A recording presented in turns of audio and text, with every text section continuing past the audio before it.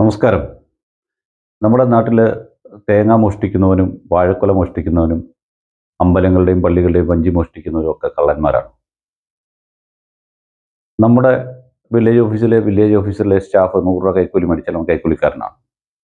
നമ്മുടെ രാഷ്ട്രീയക്കാർ എത്ര കൈക്കൂലി മേടിക്കുകയും ഒക്കെ ചെയ്താൽ പോലും അവർ അഴിമതിക്കാരുമാണ്.